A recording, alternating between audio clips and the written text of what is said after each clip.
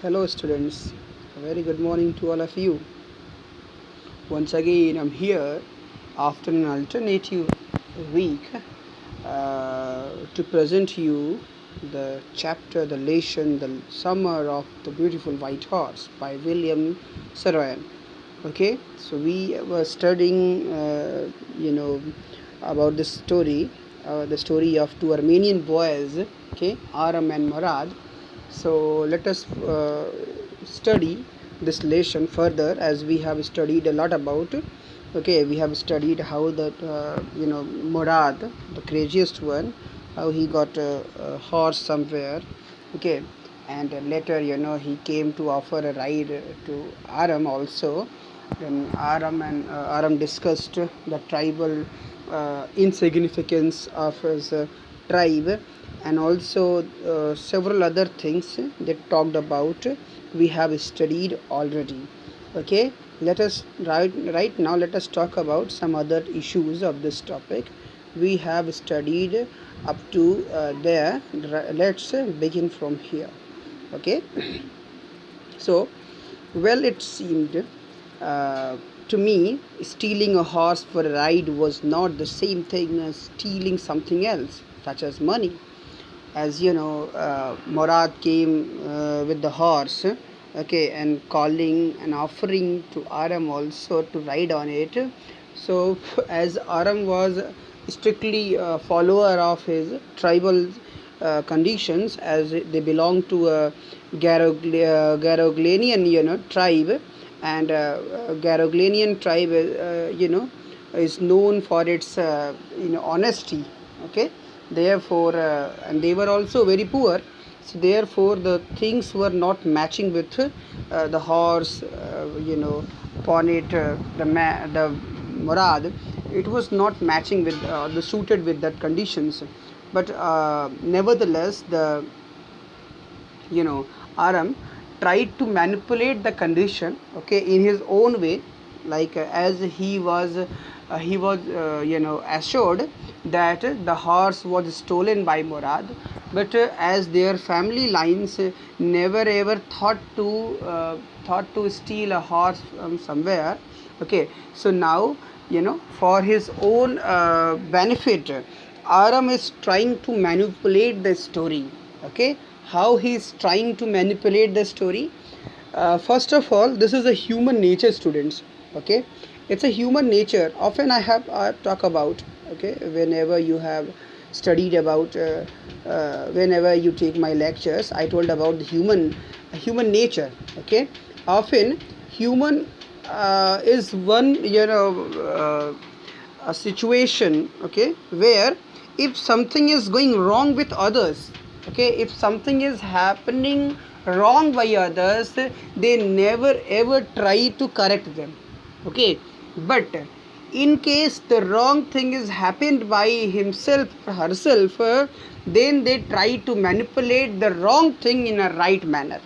Okay, the same thing is happening here also by Aram, as it was his own aim and it was his own will to ride a horse. So when he got a horse, when he got an opportunity to ride on a horse, he tried to manipulate the stealing of the horse. How? Let us discuss right now. Hope you are studying, you are enjoying it. Students, well, it seemed to me stealing a horse for a ride was not the same thing as stealing something else, such as money. He said, well, it seemed to him, to Aram, that stealing a horse for a ride. If someone is stealing a horse, okay, for a ride, it was not the same thing as stealing something else, such as money. Means it is not close to the stealing of money. So here the Aram is justifying his able task as stealing is something else. Like when we steal money, when we just keep away someone else money or property, this is stealing. But taking horse for one's aim is not a stealing.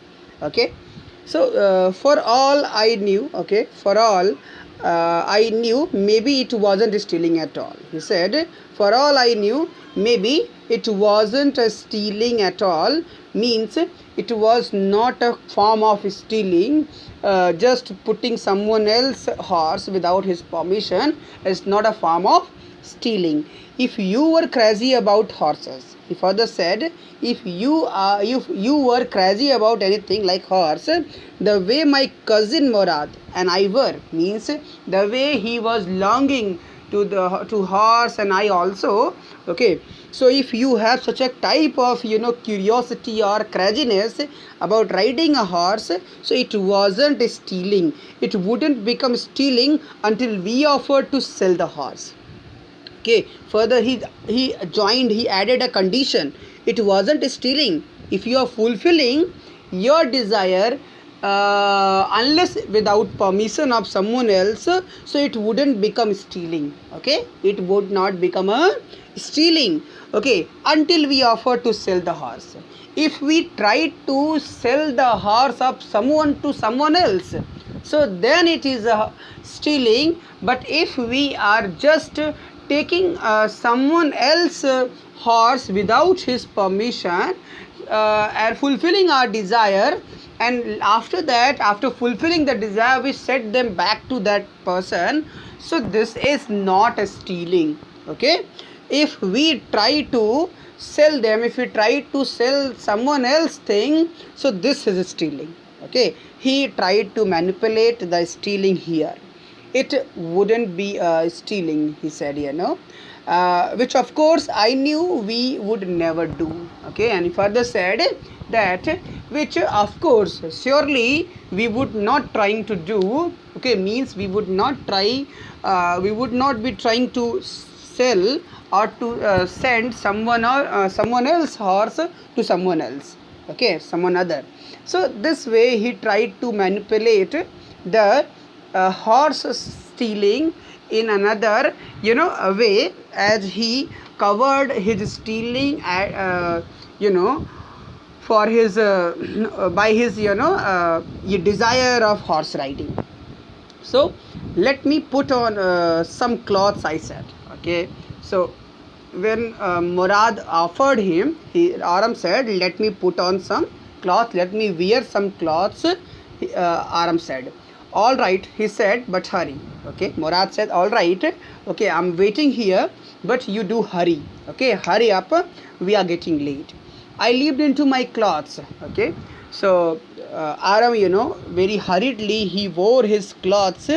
I jumped down to the yard, and after that, from the window, Aram jumped down from the window to the yard. Okay, and leaped up onto the horse behind, and after that he jumped on to the horse behind his cousin Murad. Okay, means horse was riding by Murad, and he jumped and sat behind his brother Murad on the horse. Okay, so that year we lived at the edge of town on Walnut Avenue. Okay, so he said, that year we lived at the edge of town, means we were living that year, means the same year where for which he was talking about. That year they lived at the edge of the town, at the corner of the town. Okay, the place was the Walnut Avenue. Okay, behind our house was the country. Country here, country means village. Okay, here country means village. Okay, so he said behind our house was the country, means behind our house, as we were staying at the corner at the edge of the town. So behind our house there was beginning of the country or the village. Vineyard, orchards, irrigation ditches, and country roads. Okay, so behind his house, there was village, the vineyards, the grape yards. Okay, the grape garden. Okay, orchards means the garden of some kind of trees, and irrigation ditches or irrigation drains. Okay, so and country roads, and the road lead to the village. Okay, these all things were followed behind their house. Okay, so in less than 3 minutes we were on Olive Avenue.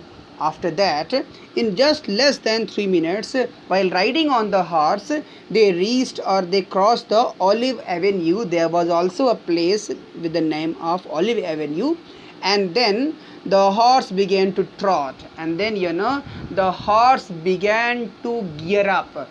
Means like a bike or a car changing its gears. So the horse changed its gears, means it went on with full speed. Okay, the air was new and lovely to breathe. Okay, so riding on the horse, they felt the air was feeling new and lovely to breathe. Okay, the feel of the horse running was wonderful. Running or riding on the horse, the feeling was really wonderful on a horse. My cousin Murad was who was considered one of the craziest members. Okay, he said, Aram said his cousin Murad, who was considered, okay, one of the craziest eccentric member, which means Sanki, okay, eccentric member of his family, began to sing. Okay, began to sing a song while riding on the horse. Actually, it was not a singing, it was a roaring. Okay, as he was not good by he was not melodious by sound, so therefore Aram denoted it as roaring. Okay, so he began roaring his song. After, okay, after it, every family has a crazy streak in it somewhere. Okay, he further said that in every family there is one who is seems crazy. Okay, a crazy streak in it, lineage. And my cousin Murad was considered the natural descendant of the crazy streak in our tribe. And his cousin, Murad, he was thought the natural, descendant, or natural, uh, you know, uh, natural, basically we can say, family member of the crazy streak in their tribe. Okay, in their tribe, he was considered the most craziest successor of his tribe. Okay, descendant or successor of his tribe. Before him was our uncle Khosrow. Okay, and before them, okay, his uncle Khosrow. Okay, you have to know this name. Before him, he said, Aram said, before Murad, one of the craziest one was Uncle Khosrow. Okay, he was an enormous man. Okay, means long, tall man with a powerful head of black hair. He had a powerful head with black hair and you know the largest mustache in the San Joaquin Valley. Okay, who lived in San Joaquin Valley. Okay, he had a powerful head with black hair and largest mustaches. Okay, which means mooch. Okay, so a man so furious in temper. Okay, so he seems like uh, a man so seems so so furious by temper, furious in temper, so irritable means who often irritates on small things. Okay, so impatient means who hasn't any patience. Okay, that he stopped anyone from talking by roaring. Okay, that he was a kind of personality who often stopped others by his roaring. Okay, what kind of roaring he had always? So it was not only a roaring but also a frequent saying. Okay, frequent sayings of Uncle Khosrow. So frequent saying, it means takiya kalam. Okay, it's an Arabic or Urdu word. Okay, it means takiya kalam, which often we use. Okay, you have seen in several movies that actor and actresses often use the same word many times. So he also used to speak statement several times. The statement was, it is no harm. Okay, pay no attention to it. Okay, he used to say, it is no harm, pay no attention to it. So it was a frequent sayings of Uncle Khosrow. He often used to say, whether the situation is adverse or in favor, he often used to say these words, it is no harm, pay no attention to it. Okay, so that was all. No matter what anybody happened to be talking about. Okay, so that was all. My uncle, who had no, no feeling whether the man is talking about on which topic. Okay, to him, whether it's a happiest moment or a sorrowful moment, he never think about all these. Once he now Aurum started, telling the stories, the craziest story of his Uncle Khosrow. Listen, it's very funny. Once it was his own son Arak running 8 blocks to the barber shop where his father was having his mustache trimmed to tell him their house was on fire.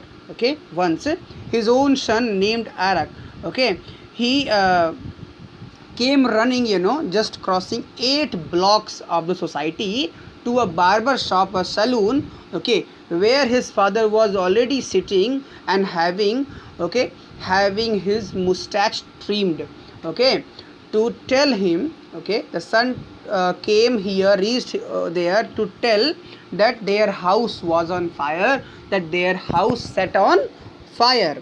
Okay, this man Khosrow sat up in the chair and rode. Okay, the man Khosrow, as he knew that his son came hastily telling that his own house was set in fire. Okay, but the man, as you can think how crazy he was, how eccentric he was. So he, the man, he sat up in chair and rode. Okay, he sat up, leaving everything, and rode to his own son, it is no harm, pay no attention to it. Okay, he said to his own son, his own house was burning, and still he said, it is no harm, pay no attention to it. Okay, you can understand how craziest, how senseless the man was. And his descendant was Morad. Okay, the barber said, the barber who was listening, surprisingly said, okay, but the boy says your house is on fire. Okay, but he said that your own house is on fire, sir. Okay, so Khosrow rode again. He said, he again irritated, following the word of barber, and said, it is no harm, enough, it is no harm, I said. He said, no need to tell me again, I said it is no harm. Okay, so this was the man, Mr. Khosrow. Okay, as his descendant way, in this way he used to talk. Okay, my cousin Morad was considered the natural descendant of this man. Okay, as I told you, his cousin Morad was considered a natural successor of this man, Khosrow, that man Khosrow. Although Morad's father was Jorab. Okay, however, Morad's father name was Jorab, who was practical and nothing else, who was really a very practical man, and he could do nothing else except practicals. Okay, that's how it was in our tribe. Okay, so he said that's how it was in our tribe, that these two were the craziest, and in every family there's one who is craziest one. Okay, a man could be the father of his own flesh. Okay, listen everyone, this is a very important line. A man could be the father of his own flesh, but that did not mean that he was also the father of his spirit. He said, a very important line, a man could be the father of his own flesh. Father means owner. A man could be the father of his own son's flesh. Okay, son's flesh means meat, son's muscles. He could be the father of his own son's flesh. Okay, means could be the owner of his own son's flesh, but that did not mean, that did not mean that he was also the father of his spirit. Okay, means a man could be the father of his, like the Morad's father Jorab was a different man. Okay, and his son was craziest one. Therefore Aram said that there might be a man could be the father of his own son's flesh, but he never could be the father of his spirit. his mind. Whatever he think, it does not mean the other also think. Okay, so the distribution of the various kinds of spirit of our tribe had been from the beginning. Okay, so the various, the distribution of various kinds of spirit means the distribution of various kind of, spirit or way of doing anything of our tribe had been from the beginning capricious and vagrant. Means, so that had been from the beginning capricious and vagrant, means the spirit of our tribe, it had been that from beginning they my tribe was capricious and vagrant. Capricious, simply manchala, and vagrant, who doesn't think of anything. So this way I could say, simply we can say, that vagrant means avara, vagabond. Okay, so had been the beginning of capricious. Every tribe, the spirit of our tribe, had began from, capricious and vagrant. Okay, so this way he used to say about his tribe. Okay, so that's all about the tribe, the story up to now. So next, in the next lecture, we would talk about the rest. Thank you everyone. Hope you are enjoying. Okay, enjoy yourself again.